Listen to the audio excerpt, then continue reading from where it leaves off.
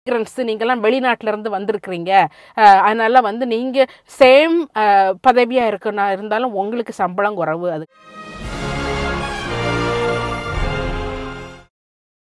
Hello எல்லாரும் எப்படி இருக்கீங்களா? சூப்பராக இருப்பீங்க நம்புறேன். நான் நல்லா சூப்பராக இருக்கேன் மக்கள். இன்னைக்கு பார்த்தீங்கன்னா சூப்பரான நல்ல அடிப்படையான நாள் மக்களே. உங்கள்கிட்ட எதுக்காதுங்க ஏதாவது கொஸ்டின் இருந்ததுன்னா கேளுங்கன்னு போட்டிருந்தேன். ஏன்னா நமக்கு இப்போ வந்து நிறைய பேர் புதுசாக சேர்ந்துருக்குறாங்க, நம்மளை பற்றி தெரியாதவங்க நிறைய பேர் இருப்பாங்க. இல்லை யாருக்காவது மண்டையில் அப்படியே அரைச்சிட்டே இருக்கும்ல அந்த கொஸ்டினை கேட்கணும் அப்படின்னு. ஸோ அதனால கேட்டிருந்தேன். நமக்கு ஏற்கனவே நிறைய கமெண்ட்ஸ் வரும், அதுலேயே நிறைய பேர் நிறைய கொஸ்டின்ஸ் கேட்பாங்க. இருந்தாலும் நான் ஒரு எக்ஸ்ட்ரா செஷனாக இருக்கட்டுமேன்னு கேட்டிருந்தேன். நிறைய பேர் வந்து கொஸ்டின் நமக்கு அனுப்பி வச்சுருந்தாங்க.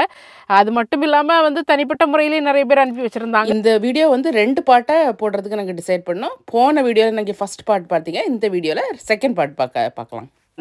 அடுத்த கொஸ்டின் குழந்தைகளை சார்ந்த ஒரு கொஸ்டின் தான். குழந்தை வளர்ப்பை பற்றி இல்லைனா குழந்தைகளை சார்ந்த ஒரு கொஸ்டின் தான். இது ஒரு super question. Mylus at MYLUS அதில் அவங்க கேட்டிருக்கிறாங்க, how does it feel to be a mom of 2 boys? I too have 2 boys aged 4 and 1. Everyone keep saying me that only girl children will take care of their parents in old age. I feel very miserable when I hear that. You being a mom of 2 boys, what's your take on that? அதாவது அவங்க என்ன சொல்லியிருக்காங்கன்னா, எனக்கு 2 குழந்தைங்க இருக்கிறாங்க. ஒரு பையனுக்கு 4 வயசு, இன்னொரு பையனுக்கு 1 வயசு. எல்லாரும் வந்து பெண் குழந்தை தான் அவங்கள வந்து கடைசி காலத்தில் பார்க்கும், ஆம்பளை பிள்ளைங்க பார்க்க மாட்டாங்க அப்படின்னு சொல்கிறாங்க. இதை கேட்கும்போது எனக்கு ரொம்ப கஷ்டமாக இருக்குது. உங்களுக்கும் 2 ஆம்பளை பசங்க தானே, நீங்கள் வந்து எப்படி அதை வந்து எடுத்துக்கிறீங்க அப்படின்னு சொல்லி இவங்க கேட்டிருக்கிறாங்க. சூப்பரான கொஸ்டின். முதல்ல வந்து வாழ்த்துக்கள். பிள்ளைங்க சின்ன பிள்ளைங்களா இருக்கிறாங்க, 4 வயசு 1 வயசு. நீங்கள் என்ஜாய் பண்ண வேண்டிய டைம் இப்போ உண்டா இல்லையா இவர்கிட்ட கேப்போ? கண்டிப்பாக. அதனால என்ஜாய் பண்ணுங்க. நாளைக்கு என் பிள்ளை என்னை எப்படி கவனிக்குதோ அதெல்லாம் விட்டுருங்க. அதெல்லாம் வந்து நாளைக்கு பார்க்கலாம். நீங்கள் இப்போ என்ஜாய் பண்ணுங்க. பட் நான் இப்போ என்ன சொல்ல வேண்டியது வரேன்னா, எப்போவுமே அதாவது பேரண்டிங்கில் வந்து ஒரு மாடர்னைசேஷன் வரணும்னு நான் எதிர்பார்க்குறேன். எப்படின்னு கேட்டிங்கன்னா, நம்ம வந்து பிள்ளைங்க பிறந்த உடனே இந்த பிள்ளை நம்மளை கடைசியில் எப்படி பாதுகாக்கும், நம்மளை வச்சு நடத்துமா இல்லையா அப்படிங்கிற ஒரு இது வந்து எல்லாருக்கும் ஒரு இது இருக்குது. குறிப்பாக இந்த நாடுகளெல்லாம் அந்த ஒரு இதே கிடையாது. ஏன்னா வந்து ஒரு மனுஷன் வந்து ஓல்டேஜ் ஆயிடுச்சான்னா அவனுடைய முழு பொறுப்பையும் வந்து கவர்மெண்ட் எடுத்துக்கிறது. அதனால இந்த நாடுகளில் அந்த ஒரு இது கிடையாது. ஆனால் நம்ம ஊரில் போல இடங்களில் அப்படி கவர்மெண்ட் வந்து வயதானவர்களுடைய பொறுப்பை வந்து அவங்க எடுத்துக்கிறது இல்லை. அதனால வந்து முழு இதுவும் யாருக்கு மேலே வருதுன்னா, இவங்க யாரை நம்பி இருக்க வேண்டியது இருக்குது? பிள்ளைங்களை இல்லைன்னா பிள்ளைங்களை கட்டினவங்களா இப்படி தான் நம்பிக்கை இருக்க வேண்டியது இருக்குது. ஐ திங்க் இதிலேருந்து கொஞ்சம் கொஞ்சமாக நான் வெளியில் வரணும்னு நம்ம நினைக்கிறேன். அதே நினச்சி ஐயோ இப்போ ஊர்லலாம் என்ன சொன்னால், பொம்பளை பிள்ளைங்கன்னா அவங்களுக்கு பாசம் அதிகம், அதனால வந்து கூட இருப்பாங்க. கல்யாணம் முடிஞ்சு போனாலும் பொம்பளை பிள்ளைனா வந்து ஆளும், ஆம்பளை பிள்ளைனா அழமாட்டான் அப்படிங்கிற ஒரு நான் நினைக்கிறேன். இதெல்லாம் வந்து ஒரு மாதிரியான ஒரு மித் அப்படின்னு நினைக்கிறேன். நீங்கள் என்ன நினைக்கிறீங்க? நானும் அப்படித்தான் நினைக்கிறேன். ஏன்னா பொம்பளை பிள்ளைங்க எப்படின்னா, ஓகே அவங்க ஒரு கல்யாணம் முடிஞ்சு வீட்டை விட்டு வெளியில் போனோன்னா ஆப்வியஸ்லி கொஞ்சம் வீட்டை விட்டு கொஞ்சம் பிரிஞ்சு இருக்கும்போது அந்த அப்பா அம்மா மேலே வந்து கொஞ்சம் பாசம் வந்து ஒரு அதிகமாக இருக்கத்தான் செய்யும். அது யாருக்குமே வரத்தான் செய்யும். ஆம்பளை பசங்க அப்படி இல்லை. வீட்டில் அப்பா அம்மா வீட்டில் இருப்பாங்க, அவங்க வீட்டிலே அந்த பையனும் இருப்பான். ஸோ அதனால் கூடயே இருக்கும்போது அந்த அந்யோன்யம் வந்து அந்த அளவுக்கு தெரியாது, அப்படி தானே? பட் ஆனால் எனக்கு ஒரு எல்லாமே வந்து ஜெனட்டிக்கலி நம்மளுடைய பிள்ளைங்க அப்படி தானே. ஒரு பயாலஜிக்கல் இல்லாமல் இருந்தாலுமே நம்ம வளர்க்கும்போது நம்மளுடைய பிள்ளைங்க அந்த மாதிரி அவ்வளோ பெரிய டிஃப்ரென்ஸ் வருமா அப்படிங்கிற. பெண்களை பார்த்திங்கன்னா கொஞ்சம் எக்ஸ்ப்ரெசிவாக இருப்பாங்க, ஆம்பளைங்களை பார்த்திங்கன்னா கொஞ்சம் எக்ஸ்ப்ரெஷன் கம்மியாக இருப்பாங்க. ஸோ அதனால் வந்து சில நேரங்களில் சிலவங்கெல்லாம் இறந்து போயாச்சுன்னா அவங்களுக்கு பொம்பளை பிள்ளைங்களாக இருக்கும்போது பிள்ளைங்கள்லாம் வந்து அப்படி தலையில் வாயில் அடிச்சுட்டு பயங்கரமாக அழுவாங்க. இது எல்லாம் ஆம்பளை பிள்ளைங்களாக இருந்தாங்கன்னா அவங்களால தான் செய்வாங்க. அதே இந்த பிள்ளைக்குள்ள சோகம் தான் அந்த பிள்ளைக்கும் இருக்கும், ஆம்பளை பிள்ளைக்கும் இருக்கும். ஒரு வேளையில் அவங்க அந்த சோகத்தை காணிக்காமல் அப்படி இருக்கிறனால ஒரு வேளையில் மக்கள் இப்படி திங்க் பண்ணலாமா இருக்கும். பட் அது மட்டும் இல்லாமல் ஆம்பளை பிள்ளைன்னா அவனுக்கு ஒய்ஃப் வந்தாச்சுன்னா அவன் அந்த ஒய்ஃபை தானே கவனிப்பான், நம்மளை கவனிக்க மாட்டானோ அப்படிங்கிற ஒரு இதுவும் இருக்கும். ஆல்டுகெதர் நான் என்ன நினைக்கிறேன்னா, முதல்ல வந்து அது நம்ம எந்த நாட்டில் இருந்தாலும் சரி, ஓல்டேஜில் வந்து நம்ம அடுத்தவங்கள டிபெண்ட் பண்ணி இருக்கணும் அப்படிங்கிற அந்த தாட்டை நம்ம எடுத்துடணும். நம்ம பிள்ளைங்கள டிபெண்ட் பண்ணி இருக்கணுங்கிற அந்த தாட்டை முதல்ல எடுத்துடணும். நாம் எப்படி முடிஞ்சவரை நம்ம எப்படி கவனிச்சிக்கலாம் அப்படிங்கிற ஒரு தாட் தான் நம்மளால் முடியல, என்னால் எழும்ப கூட முடியல, என்னால் இது பண்ணக்கூடியது அப்போ வந்து அது வேறு விஷயம். பட் நம்மளை வந்து நாமளே வந்து எப்படி நம்ம ஓல்டேஜில் நம்ம வச்சுக்கலாம் அப்படிங்கிறதுக்கான ஒரு இது இப்படிலாம் நீங்களாம் வந்து உங்களுக்காக தனியாக நீங்கள் அதுக்கான சேவிங்ஸ் சொன்னலாம், இல்லைனா பென்ஷன் இருக்குன்னா பென்ஷன் போட்டுக்கலாம், இல்லைன்னா பிற்காலத்தில் வந்து சேவிங்ஸ் வந்து காசாக இருக்கலாம், இல்லைனா வந்து நீங்கள் அதை வந்து கொஞ்சம் சொத்துக்களை வாங்கி போடலாம்.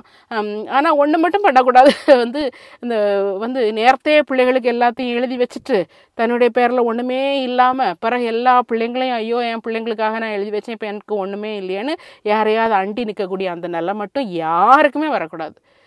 நீங்கள் சொத்து வாங்குறீங்களா முதல்ல உங்கள் பேரில் இருக்கட்டும், அதுக்கப்புறம் உங்கள் காலத்துக்கு அப்புறம் எல்லாருக்கும் யார் யாருக்கு போகுமோ அதை போகிற அந்த மாதிரி எழுதி வைக்கிறதா இருந்தால் நீங்கள் எழுதி வைங்க. நீங்கள் என்ன சொல்கிறீங்க? ஆமாம் ஆமாம் ஆமாம் கண்டிப்பாக. அது வந்து நீங்கள் வந்து உலகத்தில் இன்னைக்கு டெய்லி இப்போ அதெல்லாம் வந்து அந்த எப்போவுமே அப் டு டேட் அந்த நாலேஜ் இருக்கணும். கண்டிப்பாக வந்து அது இருக்கணும். ஸோ அதனால் வந்து ஆண் குழந்தைங்க இருந்தால் என்ன, பெண் குழந்தைங்க இருந்தால் என்னைய பார்த்துக்குவாங்க, ஆண் குழந்தைங்க இருந்தால் என்னை பார்க்க மாட்டாங்க அப்படின்னு சொல்கிறது வந்து எனக்கு அதில் வந்து அந்த அளவுக்கு இது கிடையாது. இது வந்து ஆள்கள் சொல்லி சொல்லி சொல்லி ஊதி ஊதி உண்டாக்குறது தான் இது. ஆமாம், அப்படி தானே. ஆண் குழந்தை பெண் குழந்தை ரெண்டு கண்கள் பார்த்தா ரெண்டு பேரும் ஈக்குவலாக தான் பார்ப்பாங்க. ஆமாம். ஓகே, ஸோ நான் சொன்ன ஆன்சர் உங்களுக்கு புரிஞ்சிருக்குன்னு நம்புகிறேன். ஸோ ஆண் குழந்தையோ பெண் குழந்தையோ. கொஸ்டின் என்னன்னு கேட்டிங்கன்னா, இது வந்து இங்கிலாண்டை பற்றியான கொஸ்டின். இங்கிலாண்டில் ரேசிசம் இருக்குதா? KRAK648 அவங்க வந்து கேட்டிருக்கிறாங்க, இங்கிலாண்டில் ரேசிசம் இருக்கான்னு. இது பல தடவை பலர் கேட்குறது தான், இங்கிலாண்டில் ரேசிசம் இருக்கானா? இருக்குது, உலகத்தில் இருக்குது, இந்த உலகம் ஃபுல்லாகவே இருக்குது. ரேசிசம் மட்டும் இல்லை, ஒரு மனுஷனாக பிறந்தாலே இந்த ஏற்றத்தாழ்வு, எனக்கு மிருகங்கள்கிட்ட இருக்கா இல்லையான்னு தெரியல, இருக்கிறதுக்கு சான்சஸ் அதிகம் இருக்குது. பட் மனுஷன்கிட்ட வந்து அந்த ஏற்றத்தாழ்வு வந்து உலகத்தில் எல்லா இடத்துலையும் இருக்குது. மிருகங்கள்கிட்ட இருக்குதா? உங்களுக்கு எப்படி தெரியும் இருக்கு இல்லைங்கிறது? எனக்கு என்னமோ மிருகங்கள்கிட்ட இல்லை. இல்லை, ஆனாலும் காட்டில் ராஜா வந்து சிங்கந்தன ஒரு ராஜா இருக்காரு, அவருக்கு சேவகர் இருக்கிறாங்க எல்லாம். அங்க வந்து ஒரு ராஜா ஒரு மிருகம் இன்னொரு மிருகத்தை தான் ஆளுது. இங்க ஒரே சேம் மிருகம் தானே எல்லாத்தையும் ஆளுது. அது வேற, அது வேற, இது வேற. என்ன சாப்பாட்டுக்காக அடிச்சு சாப்பிடுறது அது வேற. அதுக்கு எதுக்கும் கம்பேர் பண்ண முடியாது. பாருங்க சொல்லிட்டாரு. ஸோ அதனால வந்து இந்த பாகுபாடுங்கிறது எப்படி வருது முதல்ல? அதாவது பார்த்தீங்கன்னா கலரில் பாகுபாடு வருது. நீ வந்து சிவத்த கலர், நான் கருத்த கலர், அதில் ஒரு பாகுபாடு வருது. அடுத்தது வந்து ஜாதி வச்சு வருது. நீங்கள் பெரிய ஜாதி, நாங்கள் சின்ன ஜாதி. ஈவன் ஜாதியிலே வந்து ஐ திங்க் அது கலர் தான் அதனுடைய மெயின் அடிப்படைன்னு நினைக்கிறேன். அடுத்தது பார்த்தீங்கன்னா மதம், நீ அந்த மதம் இந்த மதம், இப்படி நீ அந்த ஊர் இந்த ஊர், நான் அந்த நாடு இந்த நாடு, இதெல்லாம் வந்து எல்லா இடத்துலையும் வந்து இருக்கக்கூடியது தான். ரேசிசம் இங்கே கண்டிப்பாக இருக்குது, இல்லைன்னு இல்லை. ஆனால் ஒரே ஒரு இது மட்டும்தான் சொல்கிறேன். ஒரு இடத்துல இப்போ இங்கிலீஷ் இதில் நான் இங்கிலீஷ் இடத்துல இப்போ நான் வேலை பார்க்குறது வந்து NHS, நேஷ்னல் ஹெல்த் சர்வீஸ். அப்படி தானே. இப்போ நான் நேஷ்னல் ஹெல்த் சர்வீஸில் நான் ஒரு நர்ஸாக இருக்கிறேன்னா என்னுடைய சேம் லெவலில் சேம் பேண்டிங்கில் இன்னொரு இங்கிலீஷ் நர்ஸ் இருந்தாங்கன்னா எனக்கும் சம்பளம் ஒன்று தான், அவங்களுக்கும் சம்பளம் ஒன்று தான். ஸோ இந்த நாட்டில் நான் பார்க்கக்கூடியது அதை தான் இருக்கும். ஒரு வேளையில் வந்து பதவி உயர்வு, மேல் பதவிகள் சில நேரங்களில் அதில் வந்து ஒரு ரேசிசம் காணிச்சு அவங்க வந்து மேல் பதவிகளை கொடுக்காமல் இருக்கலாம். ஆனால் ஒரே பதவியில் இருக்கக்கூடிய இங்கிலீஷ்காரங்களுக்கும் ஏஷியனாக இருந்தாலும் இல்லை ஆஃப்ரிக்கனாக இருக்கலாம், நீங்கள் எந்த நாட்டை சேர்ந்த எந்த ரேஸை சேர்ந்தவங்களாக இருந்தாலும் உங்களுக்கு சம்பளம் ஒன்று தான். நீங்கள் வந்து நீங்கள்லாம் வந்து இமிக்ரெண்ட்ஸு, நீங்கள்லாம் வெளிநாட்டிலேருந்து வந்திருக்கிறீங்க, அதனால் வந்து நீங்கள் சேம் பதவியாக இருந்தாலும் உங்களுக்கு சம்பளம் குறைவு அது கிடையாது. இல்லைனா உங்களுக்கு இங்கே உள்ள பெனிஃபிட்ஸ்லாம் உங்களுக்கு கம்மி அப்படி கிடையாது.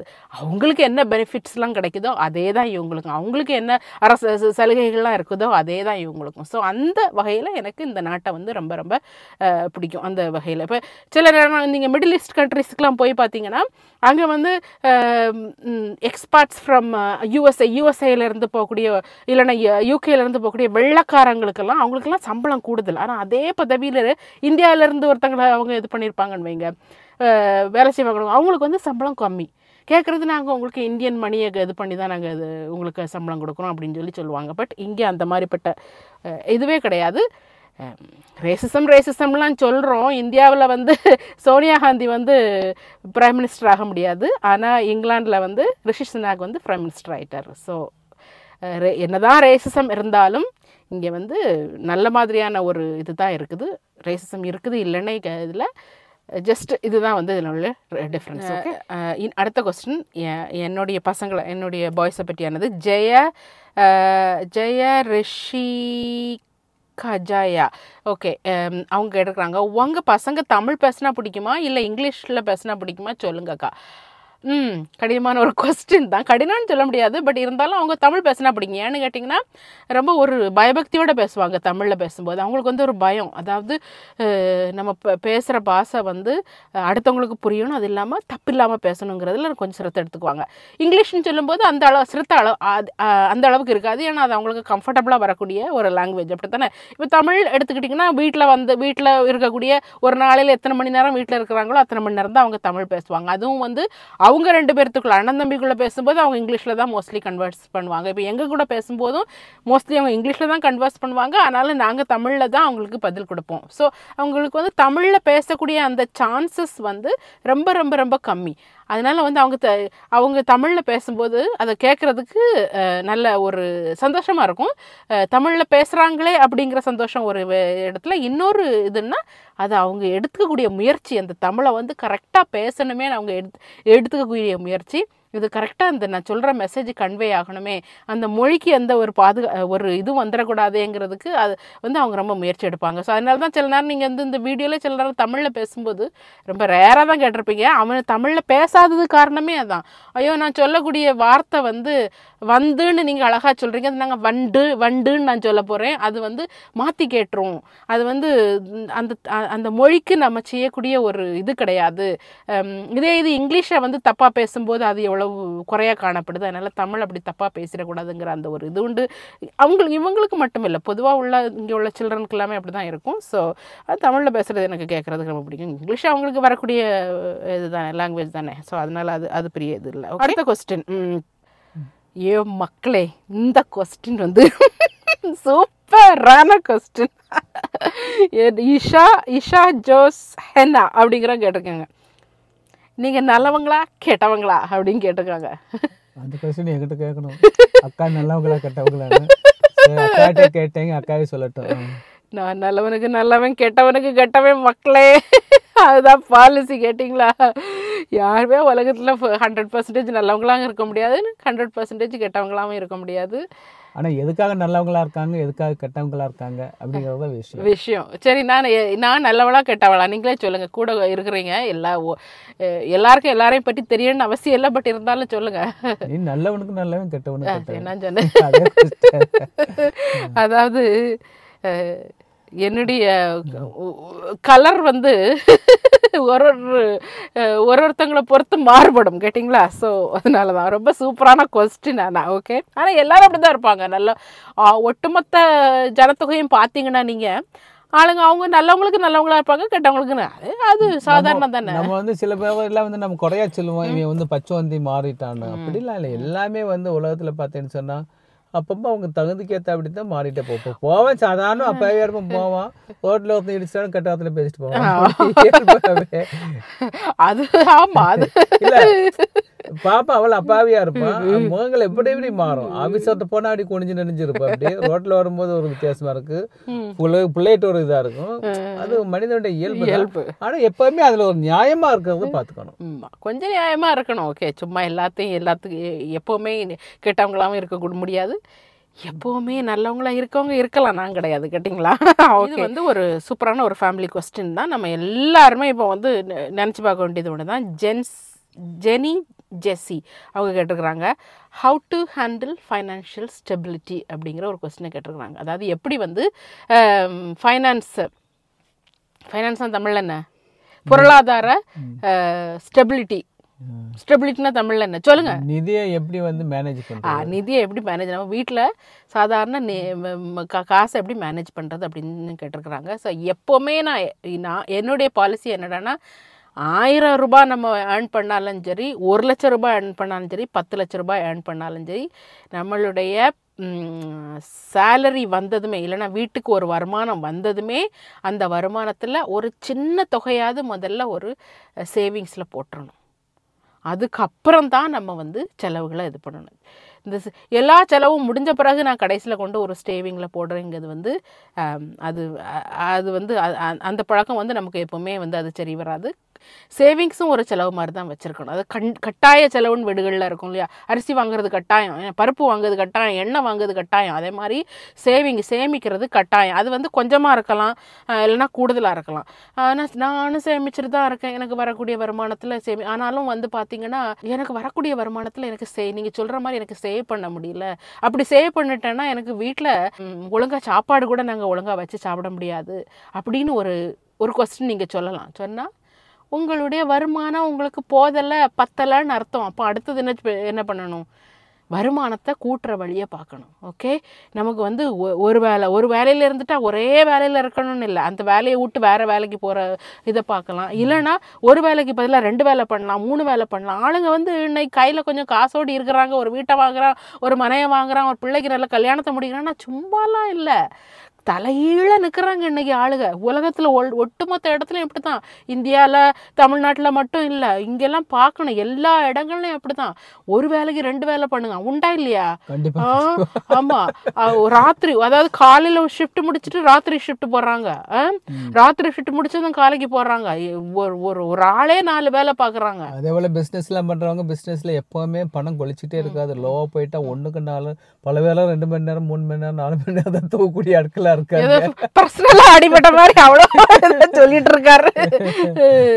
அதனால வந்து எப்போவுமே சேவிங்ஸ் நம்மளை நம்பி ஒரு சின்ன இது இருக்கணும். சேவிங் பண்ண முடிகிற அளவுக்கு கொஞ்சம் ஒரு 100 ரூபாய் கூட என்னால் எடுத்து வைக்க முடியல, அந்த அளவுக்கு எனக்கு வந்து வருமானம் இல்லைங்கிற போது தலை குத்தி நின்னாவது நீங்கள் வருமானத்தை நம்ம வந்து கூட்டி ஆகத்தான் செய்யணும், வேற வழியே கிடையாது. ஏன்னா வந்து இப்போமெல்லாம் வந்து இந்த பெரிய முதலாளிகள்லாம் வந்து சாதாரண நம்மளை போல் ஆட்களை, நான் சாதாரண சொல்லுது மிடில் கிளாஸ் மட்டும் இல்லை, அப்பர் மிடில் கிளாஸ்லாம் இப்போ சாதாரண ஆட்கள் தான்.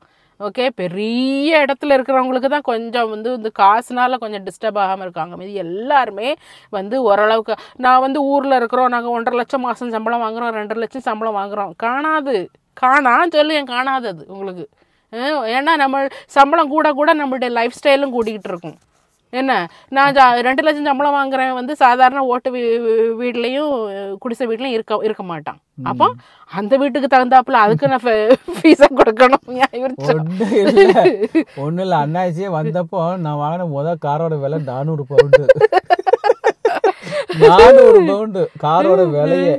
இன்னைக்கு வந்து இந்த டாக்ஸும் இன்சூரன்ஸ் அதுகளே 400 பவுண்டுக்கு மேல மாசத்துக்கு கட்ட வேண்டியதா இருக்குது. வெறும் 400 பவுண்டு தான் கட்டுறீங்களா? இவரு கேட்டாலும் டாக்ஸ் இன்சூரன்ஸுமே சொல்றேன், அதுக்கு மேல உதாரணத்துக்கு சொல்றோம், அதாவது உதாரணத்துக்கு சொல்றோம், அவங்க பெருசா ஆயிட்டாங்கன்னு சொல்லிட்டு பவியமா இருக்கிறது இல்ல, கொஞ்சம் வருது அப்படி பெரிய வீடை வாங்குறது, பெரிய காடுகளை வாங்குறது, கடைசியில் அதுக்கு உழைக்கதான் வேணும். உழைக்கதான் வேணும், அதுக்கு வந்து இதே கிடையாது. ஆனா உழைச்சி வரக்கூடிய காசை கண்டிப்பா சேவ் பண்ணணும். ஸோ இது வந்து ரொம்ப அதுக்கு இதுல வந்து இன்னொரு இது என்னடான்னா, ஓவரா இந்த திங்ஸை வாங்கி போடுது. ஓகே, அது வந்து ஒரு காலமும் நம்ம ஃபைனான்ஷியல் ஸ்டெபிலிட்டியை கொண்டு வராது. ஓகே, இந்த துணிகளை ஓவராக வாங்குறது, கிச்சன் ஐட்டங்களை ஓவராக வாங்குறது, அதை ஓவராக வாங்குறது, இதை ஓவராக வாங்குறது. யூடியூபர்ஸ் நாங்கள்லாம் பொழப்புக்காண்டி காணிக்க தான் செய்வோம். கேட்டீங்களா? நீங்க உங்க பொழப்ப பார்த்துட்டு நீங்க போங்க. ஒரு காமியல்ல பல இது வந்து ஒரு அட்வர்டைஸ்மென்ட்காக கொடுத்ததா இருக்கும். இன்வெஸ்ட்மெண்ட்டை வாங்கி காமிக்கலாம். சிலவங்களுக்கு அதான் கண்டென்ட்டா இருக்கும், அவங்களுக்கு அது அப்படி ஒரு கண்டென்ட்டா இருக்கும், போய் போடுவாங்க. அதனால ஒருத்தன் பொழப்புக்காக வேண்டி செய்கிறவன் அந்த இது வந்து இன்னொருத்தனுடைய பொழப்பை கெடுக்க மாதிரி ஆயிட முடியாது. அவங்க அதுக்காண்டி யூடியூப் போடாமல் இருக்க முடியாது. ஏன்னா அதுதான் அவங்களுடைய பொழப்பு, அவங்களுக்கு அதுலேருந்து தான் காசு வருது, உங்களுக்கு அதுலேருந்து காசு வரல. அதனால நீங்கள் பார்க்குறவங்க அதை பார்த்துட்டு சில நேரம் நம்ம அப்படி ரோட்டில் போயாச்சுன்னா அப்படி இந்த கறி இதெல்லாம் பார்த்தாச்சுன்னா, பிரியாணி இதெல்லாம் இந்த கொத்து ரொட்டிலாம் பார்த்தாச்சுன்னா பார்த்தா வாயில் தண்ணி ஊறும். அதுக்குன்னு எல்லாத்தையும் வாங்கி தின்ட்டு போகிறது இல்லைல்ல. அதே மாதிரி தான் இந்த பொருட்களை வாங்குறதுலேயும் வந்து கண்டிப்பாக ஒரு கண்ட்ரோல் இருக்கணும். அவங்க அத்தனை பொருள் வச்சுருக்காங்க, இவங்க எத்தனை பொருள் வச்சுருக்காங்க, அதனால் நான் இவ்வளோ வாங்குவேன்னு நினச்சிருந்தா அப்போ வந்து நம்ம எவ்வளோ தான் சேமித்தாலும் சேமித்த காசையும் எடுத்து தான் நம்ம செலவு பண்ண வேண்டிய இது வரும். ஓகே, ஸோ இப்படி தான் இந்த ஃபைனான்ஸ் ஸ்டெபிலிட்டி இது ரொம்ப கூடி போச்சோ. ஓகே, இது வந்து அடுத்த கொஸ்டின் அண்ட் லாஸ்ட் கொஸ்டினாக வச்சுக்கலாம்னு நினைக்கிறேன். ஸோ டிஜே அப்படிங்கிறவங்க சூப்பரான ஒரு கொஸ்டின் கேட்டுருக்காங்க. How to be brave and achieve your goals as a woman in this masculine society. அதாவது ஒரு தைரியமாகவும் உங்களுடைய கோல்ஸை வந்து ஒரு பெண்ணாக எப்படி நம்ம அச்சீவ் பண்ணலாம். இந்த உலகமே வந்து ஒரு ஆண்கள் நிறைந்த அந்த உலகத்தில் வந்து நான் ஒரு பெண்ணாக நம்ம வந்து எப்படி வந்து ஒரு நம்மளுடைய கோல்ஸ் அச்சீவ் பண்ணலாம் அப்படிங்கிற கொஸ்டின் வச்சுருக்குறாங்க. எப்படின்னு கேட்டிங்கன்னா, பெண்கள் வந்து எவ்வளவோ வளர்ந்து வந்துட்டோம். அப்படி தானே படிப்புக்கிறது இப்போலாம் படித்து வேலைக்கு பார்க்குறது. இப்போ நானே வந்து மேட்ரிமோனியல் வெப்சைட் வச்சுருக்கிறேன், மேட்ரிமோனியல் ஆன்லைன் மேட்ரிமோனியல் பிஸ்னஸ் வச்சுருக்கிறேன். ஸோ அதில் வந்து சர்வீஸ் வச்சுருக்கிறோம். அதில் பார்த்திங்கன்னா வரக்கூடிய இப்போலாம் வந்து பிள்ளைங்க தான் நிறைய படித்து நல்ல வேலையில் நிறைய சம்பளத்தில் இருக்கிறாங்க. ஆண் பிள்ளைங்க வந்து அந்தளவு அவங்களுடைய அந்த இதெல்லாம் கொஞ்சம் கம்மியாகிட்டு தான் வருது. பட் இருந்தாலும் வந்து உண்மை, நீங்கள் சொல்கிறது உண்மை. ஒரு ஆண் நிறைந்த இதில் வந்து ஒரு பெண் வந்து ஒரு பிரேவாக இருக்கிறது வந்து கொஞ்சம் கஷ்டம்தான். ஏன்னா நம்ம என்ன, ஃபார் எக்ஸாம்பிள் ஒரு யூடியூபே வச்சுக்கோங்க. யூடியூப்பில் வந்து பெஸ்ட் யூடியூபர் அப்படின்னு வரும்போது யார்? ஆண்கள் தான் வர்றாங்க. பெண்களை வந்து எவ்வளோ தான் பெஸ்ட்டாக அவங்க வீடியோ கொடுத்தாலும் எவ்வளோ தான் இது பண்ணாலும் அது வந்து கொஞ்சம் கம்மி தான். என்ன உண்டா இல்லையா? சாதாரணமாக இருக்கக்கூடிய இந்த மீடியாவில் இதில் பார்த்துக்கிட்டிங்கன்னா அதே மாதிரி தான் இந்த நடிகர் நடிகைகளை பாருங்கள். ஒரு நடிகருக்கு வந்து எவ்வளோ பெரிய இடத்துல இருக்கிறாரு, அதே மாதிரி ஒரு ஹீரோயினுக்கும் வந்து அந்த அளவுக்கு ஒரு சாதாரண ஒரு சம்பளத்திலே நிறைய வேறுபடும். அப்படி தானே? ஸோ கண்டிப்பாக வந்து சேலஞ்சஸ் வரும். வந்து நம்ம பாதையில் போயிட்டே இருப்போம்.